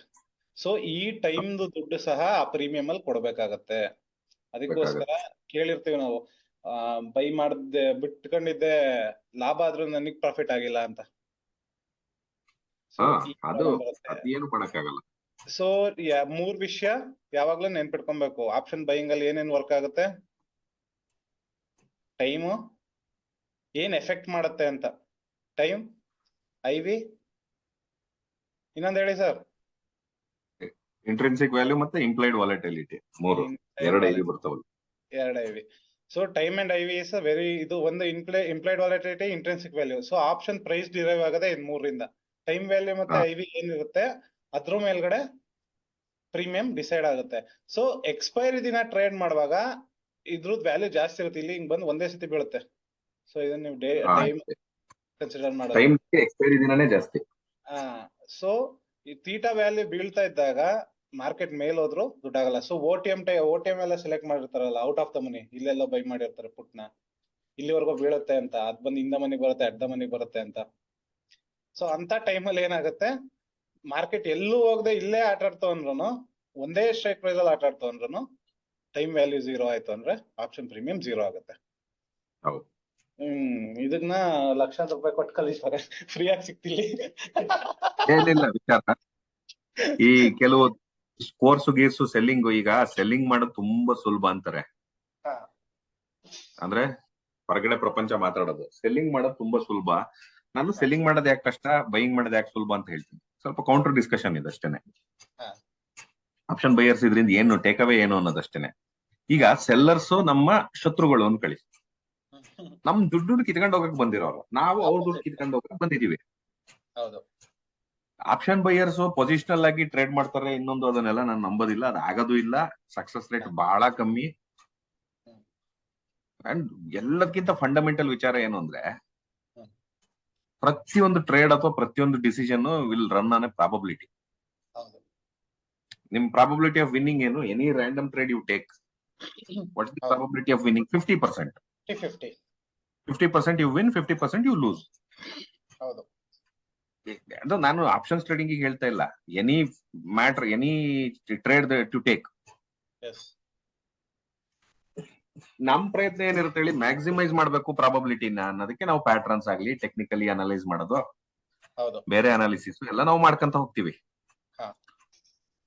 ಸೊ ಅದೇ ತರ ಮ್ಯಾಕ್ಸಿಮೈಸೇಷನ್ ನಿಮ್ಮ ಇದ್ರಲ್ಲೂ ಸ್ಟ್ರೈಕ್ ಸೆಲೆಕ್ಷನ್ ಅಲ್ಲಾಗ್ಲಿ ಇನ್ನೊಂದ್ರಲ್ಲಾಗ್ಲಿ ಮಾಡ್ತಾ ಹೋಗಿ. ಈಗ ಉದಾಹರಣೆಗೆ 125 ರೂಪಾಯಿ ನೀವು ಹೇಳ್ದಂಗೆನೆ, 125 ರೂಪಾಯಿನಲ್ಲಿ 22,400 ಇದನ್ನ ತಗೊಂಡಲ್ಲ, ಒಬ್ಬ ಬೈಯರ್ ತಗೊಂಡಲ್ಲ, ಹಾ. ಅವನಿಗೆ ಕುಶನ್ ಎಲ್ಲಿಗಿದೆ? 22,400ರಿಂದ ಇದು 390ಕ್ಕೆ ಬಂದ್ರೆ ಹ್ಮ್. ಇದ್ರದ್ದು ವ್ಯಾಲ್ಯೂ ಡೌನ್ ಆಗೋದು ಸ್ಪೀಡ್ ಆಗುತ್ತೆ. ಹೌದು. So delta just work against ಪ್ರಾಫಿಟ್ಗೂ ವರ್ಕ್ ಆಗ್ತಾ ಇದೆ, ಲಾಸ್ಗೂ ವರ್ಕ್ ಆಗುತ್ತೆ, ಯಾಕಂದ್ರೆ ಔಟ್ ಆಫ್ ದ ಮನಿಗೆ ಹೋಗುತ್ತೆ ಅದು. ಅದು ಜಸ್ಟ್ OTM ಆಯ್ತು. ಹಾ.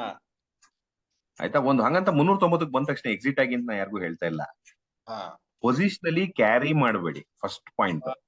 ಆಮೇಲೆ BT ST BT ಮಿತ್ಸ್ ಗಳವಲ್ಲ, ಲಾಟ್ರಿ, ಅದೆಲ್ಲ ಫ್ಯೂಚರ್ಸ್ ಚಂದ.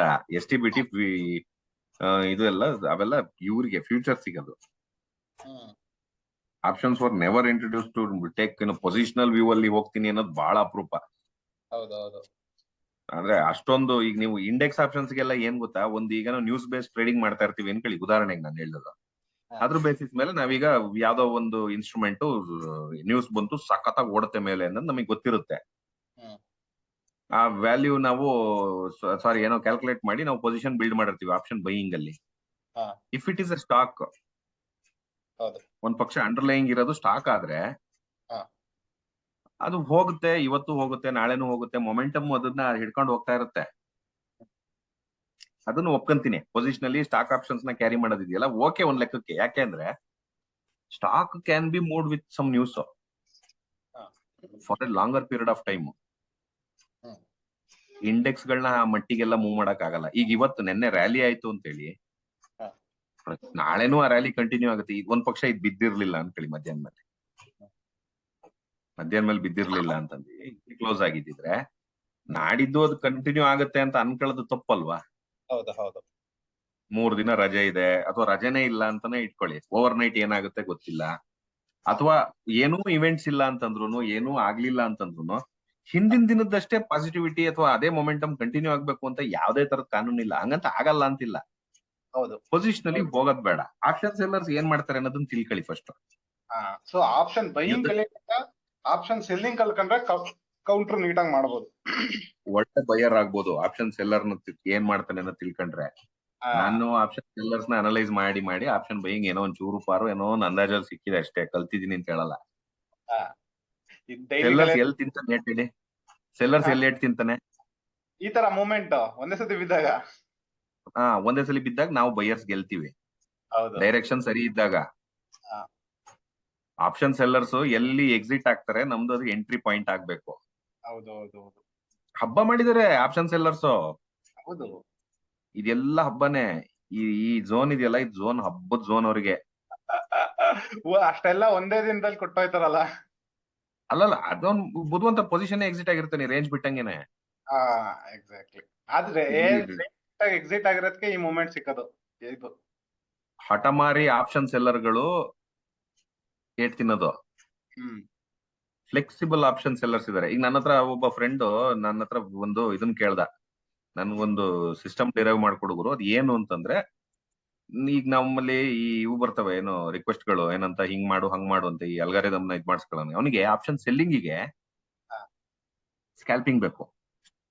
ಆಪ್ಷನ್ ಸೆಲ್ಲಿಂಗ್ ಅಲ್ಲಿ ಸ್ಕ್ಯಾಲ್ಪಿಂಗ್ ಬಹಳ ಹಾ ದೊಡ್ಡ. ಹೌದು. ಹಾ. 1800 ಕ್ವಾಂಟಿಟಿಗೆ ಒಂದು 50 ಲಕ್ಷ ಬೇಕು ಮಗ. ನಾನು ಹಾ. ಹೆಡ್ಜಿಂಗ್ ಮಾಡಕ್ ಹೋಗಲ್ಲ. ನಂಗೆ ಟ್ರೈಲಿಂಗ್ ಕಮ್ ಇದ್ ಬೇಕು ಅಂತ ಅಂದ. ಏನೋ ಇದು ಎಂತ ಟ್ರೈಲಿಂಗ್ ಮತ್ತೆ ಎಂಟ್ರಿ ಡಿಸಿಷನ್ ನಂದು. ಹಾ. ಟ್ರೈಲಿಂಗ್ ಆಗ್ಬೇಕು ನನಗೆ ಅಂತ. ಓಕೆ ಟ್ರೈಲಿಂಗ್ ಕಾಲ್ ಸೆಲ್ ಹೊಡ್ದನ. ಈಗ ಉದಾಹರಣೆಗಪ್ಪ ನಾನ್ ನಿಮ್ಮ ಹತ್ರ ಅವ್ನ ಎಕ್ಸ್ಪ್ಲನೇಷನ್ ಏನು ಅಂದ್ರೆ, ಇದೊಂದು ಎನಿ ರ್ಯಾಂಡಮ್ ಪ್ರೈಸ್ ಲೈನ್ ಅನ್ಕೊಳ್ಳಿ. ಹಾ. ಆಪ್ಷನ್ ವ್ಯಾಲ್ಯೂ ಹಿಂಗೆ ಹಿಂಗೆ ಹಿಂಗೆ ಹಿಂಗೆ ಹಿಂಗೆ ಹಿಂಗೆಲ್ಲ ಓಡಾಡುತ್ತೆ. ಹಾ. ಈಗ ರೇಂಜ್ ಅಲ್ಲಿ ಇರುತ್ತೆ price most of the times. ಈ ರೇಂಜ್ ಅಲ್ಲಿ ಇರುವಾಗ ಈ ಲೈನ್ ನ ಒಬ್ಬ ಚೂಸ್ ಮಾಡ್ಕೊಂಡ ನಾನು ಎಂಟ್ರಿ ಅಂತ ಚೂಸ್ ಮಾಡ್ದ ಅಂದ್ರೆ ಪ್ರೈಸ್ ಅದಕ್ಕಿಂತ ಮೇಲೆ ಜಾಸ್ತಿ ಹೋಗೋ ಪ್ರಾಬಬಿಲಿಟಿ ಇದೆಯಾ ಅಥವಾ ಕೆಳಗಡೆ ಬರೋ ಪ್ರಾಬಬಿಲಿಟಿ ಇದೆಯಾ? ಆಪ್ಷನ್ ಪ್ರೈಸ್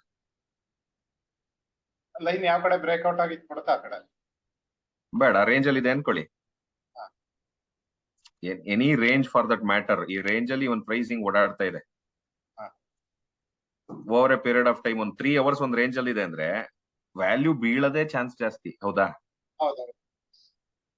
ಸೊ ಅವನದೇನ್ ಲೆಕ್ಕಾಚಾರ, ನನಗೆ ಎಂಟ್ರಿ ಎಕ್ಸಿಟ್ ಗಳು ನನ್ನವು ಪ್ರಿಸೈಸ್ಲಿ ಡಿಸೈನ್ಡ್ ಅಂತ ಅವ್ನು ಹೇಳೋದು. ಹಾ. 5 ಪಾಯಿಂಟ್ 10 ಪಾಯಿಂಟ್ ನನಗೆ ಈಸಿ ಸಿಗುತ್ತೆ ಮರಯ ಅಂತ. ಹ್ಮ್. ಅವನು ಸ್ಕ್ಯಾಲ್ಪ್ ಮಾಡೋದು ಆಪ್ಷನ್ ಸೆಲ್ಲಿಂಗ್ ಅಲ್ಲಿ. ಆಪ್ಷನ್ ಬೈಯಿಂಗ್ ಅಲ್ಲಿ ಸ್ಕ್ಯಾಲ್ಪ್ ಮಾಡಿ ಮಾಡಿ ಮಾಡಿ ಮಾಡಿ ಚಂದ ದುಡ್ಡು ಮಾಡ್ಕೊಂಡು ಹ್ಮ್. ಆಪ್ಷನ್ ಸೆಲ್ಲಿಂಗ್ ಅಲ್ಲಿ ಸ್ಕ್ಯಾಲ್ಪ್ ಮಾಡ್ತಾನೆ. ಈ ದೊಡ್ಡ ಮೊಮೆಂಟಮ್ ಅಲ್ಲಿ ಟ್ರೇಡೇ ಮಾಡಲ್ಲ. ನನಗೆ ಬ್ರೇಕ್ಔಟ್ ಅಂದ್ರೆ ಅರ್ಥ ಆಗಲ್ಲ ಗುರು, ನನಗೆ ಬ್ರೇಕ್ಔಟ್ ಅಂದ್ರೆ ಅರ್ಥ ಆಗಲ್ಲ. ಯಾವ್ದನ್ನ ಸ್ಕ್ಯಾಲ್ಪ್ ಮಾಡೋದು ಮತ್ತೆ? ಒಂದು ಸ್ಟ್ರೈಕ್ OTM, ಒಂದೇ ಒಂದು ಸ್ಟ್ರೈಕ್ OTM. ಸ್ವಲ್ಪ ಪ್ರೀಮಿಯಮು ಇರ್ಬೇಕು. ಹಾ. ಸಡನ್ ಸ್ಪೈಕ್ ಬಂದ್ರೆ ನನಗೆ ಉಲ್ಟಾ ಹೊಡೆದ್ರೆ ಎಕ್ಸಿಟ್ಗೂ ಅವಕಾಶ ಆಗ್ಬೇಕು ಅಂತ. ಹೌದು. ಕೆಲವರು 500 ಪಾಯಿಂಟ್ 600 ಪಾಯಿಂಟ್ ಇಂದ ಮನಿ ಟ್ರೇಡ್ ಮಾಡ್ತಾರೆ, ಪ್ರೀಮಿಯಂ ಸಾಲದಿಲ್ಲ ಅಂತ. ಅವರು ಡೈರೆಕ್ಷನಲ್ ಪ್ಲೇಯರ್ಸ್. ಹಾ. ಈಗ 22,500 ಬಿತ್ತಿದ್ದು ಎಲ್ಲಿಗೆ ಬಿತ್ತು? 22,250 ಬಿತ್ತು. 250 ಪಾಯಿಂಟ್ ಕ್ರಾಶ್ ಆಯ್ತಲ್ವಾ, ಬಿತ್ತಲ್ವಾ? ಇಲ್ಲಿ 2 ತರ ಟ್ರೇಡರ್ಸ್ ಇದ್ರು. 23,000 ಪುಟ್ನ ಸೆಲ್ ಹೊಡೆದವರು ಇದಾರೆ, ಸಾರಿ ಪುಟ್ನ ಬೈ ಮಾಡಿದವರು ಇದಾರೆ. 22,000 ಕಾಲ್ನ ಸೆಲ್ ಹೊಡೆದವರು ಇದಾರೆ ಇಲ್ಲಿ. ಹೌದು. 22,000 ಕಾಲ್ನ ಸೆಲ್ ಹೊಡೆದವನು ಅವನು ಮೊಮೆಂಟಮ್ ಪ್ಲೇಯರ್. ಹಾ. ಫಸ್ಟ್ ನಾವು ಐಡೆಂಟಿಫೈ ಮಾಡ್ಕೋಬೇಕಾಗಿರೋದು, ಈಗ ಆಪ್ಷನ್ ಬೈಯರ್ ಸೆಲ್ಲರ್ ಅನ್ನೋದಕ್ಕಿಂತ ಹೆಚ್ಚಿಗೆ ನಾವು ಮೊಮೆಂಟಮ್ ಟ್ರೇಡ್ ಮಾಡ್ತೀವೋ, ರೇಂಜ್ ಅಲ್ಲಿ ಇದ್ದಾಗ ಟ್ರೇಡ್ ಮಾಡ್ತೀವೋ, ಇಂಥವನ್ನ ನಾವು ಐಡೆಂಟಿಫೈ ಮಾಡ್ಕೋಬೇಕು. ಕೆಲವರು ಬ್ರೇಕ್ಔಟ್ ಅನ್ನು ಟ್ರೇಡ್ ಮಾಡ್ತಾರೆ. ನಮ್ಮನ್ನ ನಾವು ಐಡೆಂಟಿಫೈ ಮಾಡ್ಕೊಂಡ್ರೆ ನಮಗೆ ಆಮೇಲೆ ಏನು ಅನ್ನೋದನ್ನ ತಿಳ್ಕೊಂತ ಹೋಗ್ಬೋದು. ಅಂದ್ರೆ ನಾನು ಸೆಲ್ಲರ್ ತುಂಬಾ ಜನರು ಇದಾಗಿ ಏನು ಸ್ಪೆಸಿಫಿಕ್ ಆಗಿ ಸೆಲ್ಲರ್ಸ್ ಏನ್ ಮಾಡ್ತಾರೆ ನೋಡ್ಕೊಳ್ಳಿ ಅಂತಂದಲ್ಲ. ನೀವ್ ಎಲ್ಲಿ ಟ್ರೇಡ್ ಮಾಡಬಾರ್ದು ಅನ್ನೋದನ್ನ ಐಡೆಂಟಿಫೈ ಮಾಡಕ್ಕೆ, ನೀವ್ ಎಲ್ಲಿ ಯುದ್ಧ ಮಾಡಬಾರ್ದು ಅನ್ನೋದನ್ನ ತಿಳ್ಕೊಳಕ್ಕೆ ನಿಮ್ ಎದುರಾಳಿ ಏನು ಅನ್ನೋದನ್ನ ನೀವ್ ಅರ್ಥ ಮಾಡ್ಕೊಳ್ಳಿ. ಹೌದು. ಈಗ ಇದೊಂದ್ ದಿನ ಇದೆ, ಉದಾಹರಣೆಗೆ ಇಲ್ಲೊಂದ್ ದಿನ ಇದೆ ನೋಡಿ. ಈ ಡೇ ನಲ್ಲಿ ಏನೇ ತಿಪ್ಪರ್ಲಾಗ ಹೊಡೆದ್ರು ಆಪ್ಷನ್ ಬೈಯರಿಗೆ ಅಂತ ದುಡ್ಡಾಗಿರಲ್ಲ. ದುಡ್ಡೇ ಆಗಿಲ್ಲ ಅಂತ ಹೇಳಲ್ಲ, ಅಂತ ದುಡ್ಡಂತೂ ಆಗಿಲ್ಲ ಈ ದಿನದಲ್ಲಿ. ಹೌದು. ನಾನು trade ಫಾರ್ಮೇಶನ್ 15 ಎಲ್ಲಿ ಸರ್ ಮೊಮೆಂಟಮ್ ಎಲ್ಲ ಇಷ್ಟೇ ಅಷ್ಟೇ. ಈ ಝೋನ್ ಅಲ್ಲಿ ನಾನು ಟ್ರೇಡೇ ಮಾಡಲ್ಲ. ಈ ಹೈ ಲೋ. ಅದೇ ಫಸ್ಟ್ ಕ್ಯಾಂಡ್ಲಿಂದ ಆಚೆನೂ ಹೋಗಿಲ್ಲ ಅದು. ಆಕ್ಚುಲಿ ವಿಷಯ ಏನು ಅಂತ ಅಂದ್ರೆ ಇದ್ ಮಾಡ್ಬೇಕು, ಏನ್ ಹೇಳಿ, ರೂಲ್ಸ್ ಇಲ್ಲ ಅಂತ. ರೂಲ್ಸ್ ನ ಹಾಕೊಳಕ್ಕೂ ಮುಂದಕ್ಕೆ ಹೇಳ್ಕೊಡೋಣ ಎಲ್ಲರಿಗೂ. ಹ್ಮ್. ಫಂಡಮೆಂಟಲ್ ಆಗಿ ನಾನು ಏನು ಅನ್ನೋದನ್ನ ತಿಳ್ಕೊಳ್ಳಿ. ತುಂಬಾ ಆಧ್ಯಾತ್ಮಿಕವಾಗಿ ಬೇಡ. ಟೆಕ್ನಿಕಲಿ ನಾನೇನು, ನನ್ ಸ್ಟ್ರೆಂತ್ ಏನು ಎಂತ ಸೆಟಪ್ ಸ್ಟ್ರಾಟಜಿ ಎಲ್ಲ ಮಾತಾಡ್ತೀವಲ್ಲ ಅದೆಲ್ಲ ಆಮೇಲೆ. ನನ್ ಕೈಲಿ ಏನಾಗುತ್ತೆ ಅನ್ನೋ ತಿಳ್ಕೊಳ್ಳಿ. ಆಮೇಲೆ ಈ ಸ್ಕ್ಯಾಮ್ ಇದೆಯಲ್ಲ, ಏನೋ limited risk unlimited profit. Unlimited profit ಬರೋದೋಣ ಯಾವಾಗ್ಲೋ ಗ್ರಾಚಾರ ಕೆಟ್ಟು ಮಾರ್ಕೆಟ್ ಹೆಂಗೋ ಎದ್ವತದ್ವ ಹೋದಾಗ ದಿನ ಎಷ್ಟು ಮೂವ್ ಆಗುತ್ತೆ ಅನ್ನೋದು ತಿಳ್ಕೊಳ್ಳಿ ಫಸ್ಟ್. ಆಕ್ಚುಯಲ್ ಮೂಮೆಂಟ್ 1% ಮೇಲೆ ಎಷ್ಟು ದಿನ ಮೂವ್ ಆಗಿದೆ ನಿಫ್ಟಿ? ಹೋಗಲ್ಲ, ಸುಲಭಕ್ಕೆ ಹೋಗಲ್ಲ. ಒಂದ್ ದಿನದ ಆವರೇಜ್ ಮೂವೇ 0.5%, 0.6% ಮ್ಯಾಕ್ಸ್. ಸರ್ ಇದ್ರ ಬಗ್ಗೆ ನೆಕ್ಸ್ಟ್ ವಿಡಿಯೋದಲ್ಲಿ ಮಾತಾಡೋಣ. Okay okay done. Okay sir, meet you again.